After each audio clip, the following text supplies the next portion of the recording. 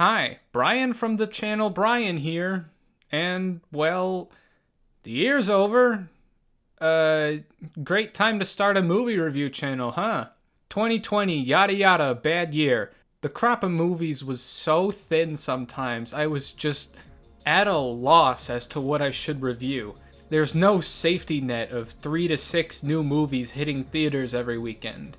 You really think I would have reviewed Extraction if it came out any other year? I didn't see 10 movies I felt passionately enough about to, with confidence, put them on a best or worst of the year list. But I still want to make something. Things got a bit better in December, but even then, the crop of movies was still nowhere near as good as most other years in recent memory. So the best I can do is a top 5 for each.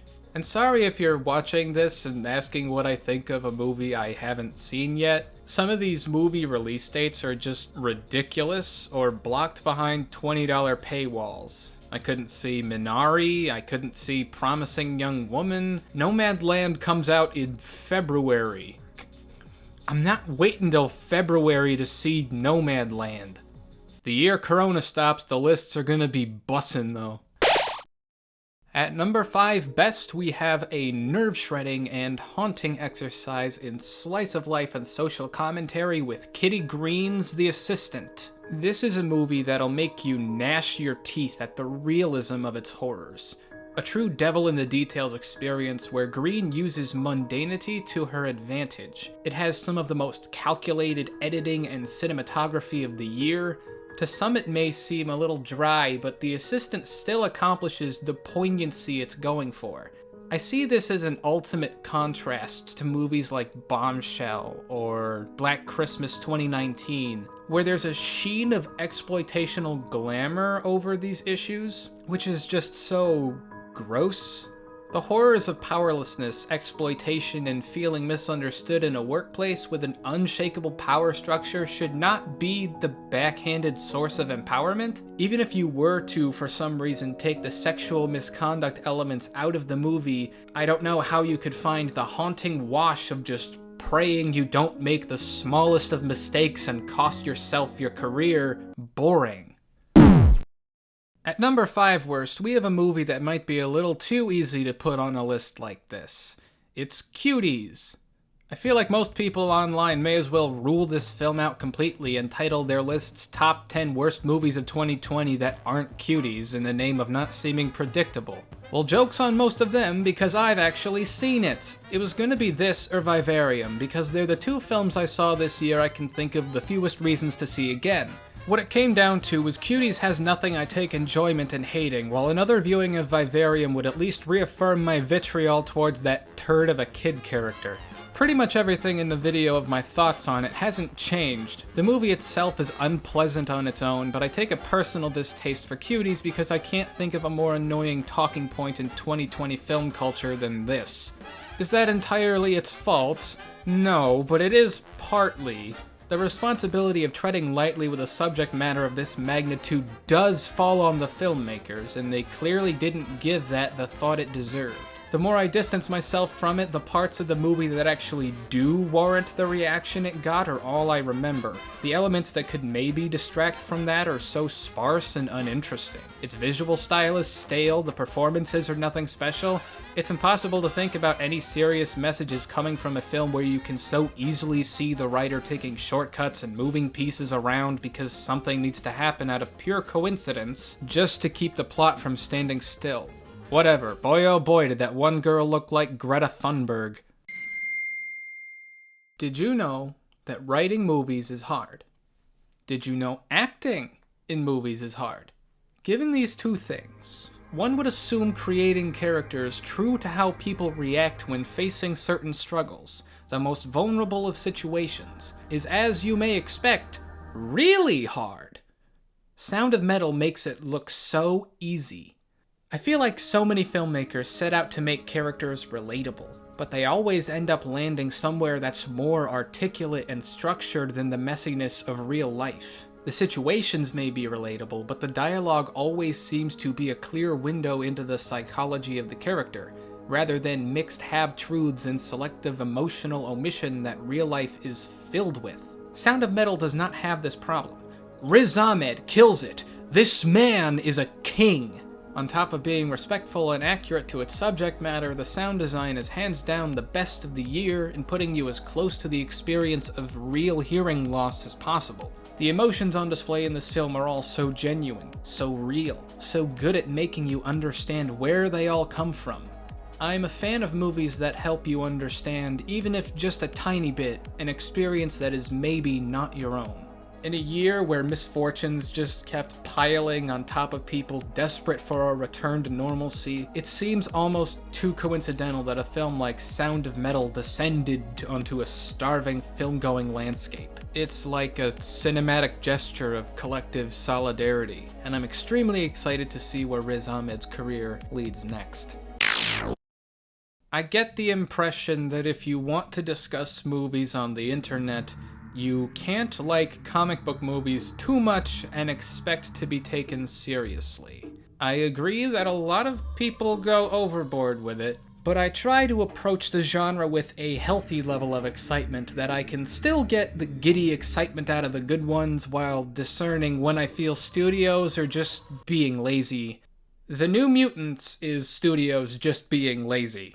A film that's so unbelievably choppy and scattered in the name of lengthening a checklist of embarrassing genre elements. Unintentional comedy left and right as they all take turns face-planting into the concrete, whether it's Charlie Hutton launching himself around as he's chained to the floor, or the climax where they all fight a giant demon bear. Yeah, that's a thing. The result is a cluttered mess that saunters from one poorly executed token nugget of a story to the next. I get it was low budget and kept in post-production limbo for a while, but wow. It's a movie with such a thin cast of characters and locations, like a movie you'd see on Best of the Worst, just done with a much higher budget.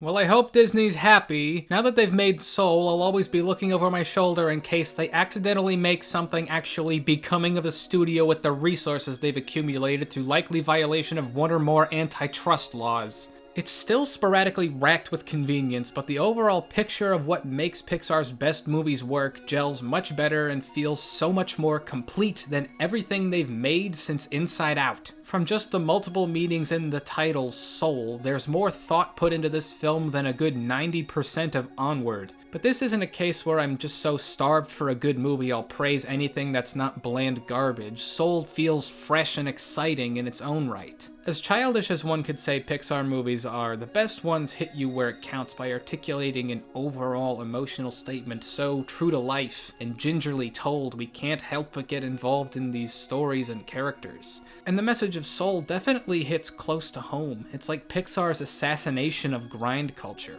It's a reminder of how well Pixar can really hit at bittersweet themes like this in a compelling way. I don't forgive you, Disney, for anything, but I encourage you to let Pete Docter out of his cage more often. 2020 drove people to do some crazy things. For example, this year I had to reach down into the muck of forced meme movies. You know, stuff like this. And from that rancid, smelly bog, I pulled up Guns Akimbo. Learning more about the director and how he's behaved on social media hasn't warmed me up to this movie at all. It's about the maturity I expected of somebody who would direct a movie that's this so obnoxiously unwatchable. The director's inspirations for each and every aspect of this movie are so easily traceable, whether it's borrowing from Neveldine and Taylor, Edgar Wright, The Matrix, Michael Bay, only every single thing was done worse. Guns Akimbo is the kind of movie where I feel other people find it easy to defend by saying there are elements present here that could work, or work on paper, while not acknowledging that's because those films already exist. They're made already, and this is just some misguided, juvenile, self-satisfied, faux subversive trash, showing some truly shocking desperation in pantomiming them. If this is the caliber of humor the director thinks will appeal to its target demographic, then I don't know why that demographic would want to watch something that clearly thinks so little of them. Daniel Radcliffe's terrible, Samara Weaving is terrible, That guy who plays the villain is also terrible. There's not a shred of consistency or craft to anything in this movie that's trying to entertain you. Let me put it this way. Guns Akimbo is so bad the director publicly denounced SJWs and cancel culture on Twitter, and it still couldn't gather an audience of gamers. Second best is Thomas Vinterberg's Another Round, a lively statement not just on Danish drinking culture, but the folly of forcing a perpetual state of heightened pleasure. The core of what Vinterberg has to say here is pretty easy to understand, and certainly covered elsewhere, but between this and The Hunt, it's clear he's not at all slowed down since his Dogma 95 days. Here he's given us another towering performance by Mads Mikkelsen and an extra hefty dose of folksy camaraderie. It has one of the best supporting casts of the year, as well as some of its best character arcs. Another Round is a much less depressing of a sit than The Hunt, but Vinterberg is clearly not a one-trick pony with how well he pulls and mixes shades of comedy, drama, character study for something that really seems like an ode to the spectrum of one's emotions and how heightened or muted they can be. It says understanding how to keep a balance of excess in your emotions is more important to a satisfying life than any solitary thing you will ever feel. So you're not just sympathizing with the characters' anxieties, but reveling in their joys as well. There's moments of harrowing loss and grief, but then you'll have the most uplifting and physically impactful ending of the year. Sometimes you're not going to reach those sentimental peaks at all, and it says, that's okay. You're okay. You're not boring. You're not missing out. You're not weird or unusual for not constantly being stimulated to your maximum. You're okay. Every year, Disney makes a live-action remake. My worst of the year list will not go hungry. Mulan might not be the worst movie they've ever released, but it's up there. Taking out everything that made the original special in terms of character, music, comedy, messages, pacing, makes for a movie I can't imagine an audience for. A general audience member who liked the Lion King remake really likes it because what they saw is essentially the same story they know. Mulan doesn't even do that. Turning Mulan into a chi-bending Jedi action hero is just another entry in Disney homogenizing everything into the Marvel formula, regardless of whether or not it belongs there. It's technically lazy and cuts so many corners, any function a movie's meant to serve besides getting from point A to point B is just gone. If you want to substitute this for Artemis Fowl, go ahead, I guess. It could just as easily take this spot, but I guess I don't want to repeat myself with another Disney bad spiel. I guess Mulan's just ruining territory that's more familiar to me. I'm sick of talking about these things. Every time Disney pukes out another one of these hay-necked remake jobs, the problems are so abundant, severe, complex, interconnected, and overwhelming, I lose any inclination of where to even start. You have to forego most of the rigorous technical explanation of the faults that are repeated in each of these movies, like terrible acting, effects and character design, pointless padding, glancing over massive sections of the plot because Disney already assumes you know the story. Because somehow they've all come with their own distinct collection of problems fresh and unique to how they've specifically managed to botch this source material. What follows is 3 roughly 6-hour sessions where I bash my head against a stone slab, stumbling in the dark as to how I'm expected to order my thoughts, putting more effort into the brevity and cohesion of my review than they did their own film. I feel absolutely no reward in writing about them. The wounds they leave on my soul are irreparable. Here we are. Number 1. The best movie of the year.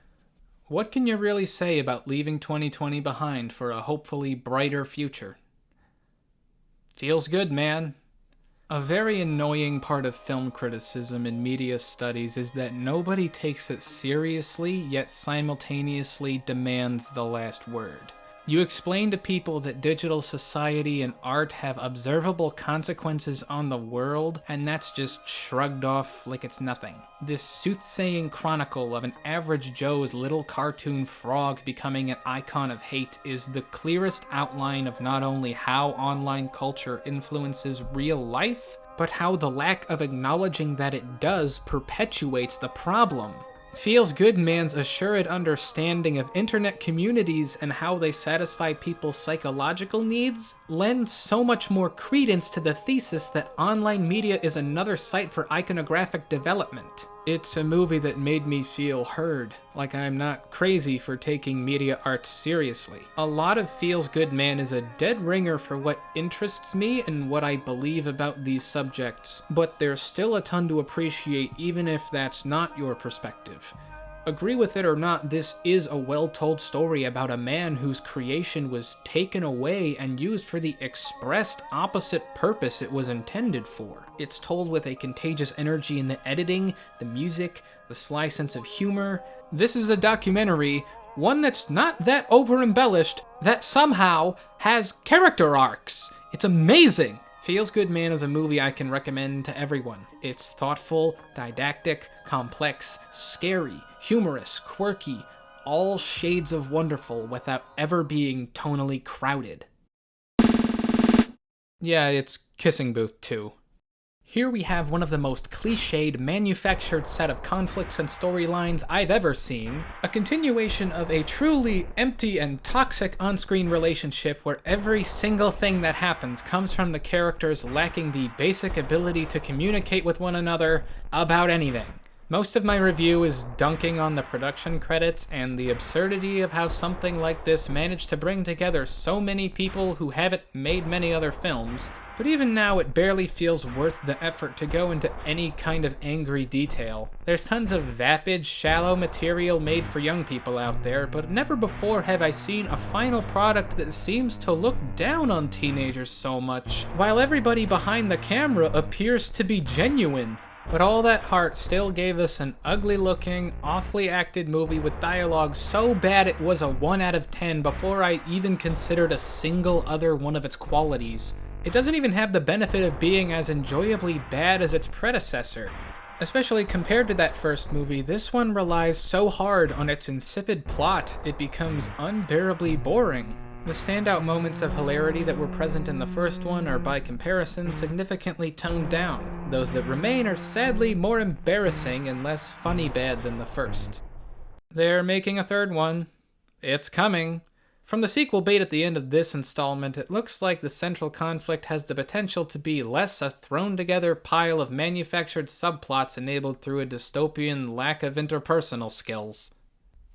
And that's it. I'm done. Even my favorite movie of the year is a sobering warning of immense unchecked danger.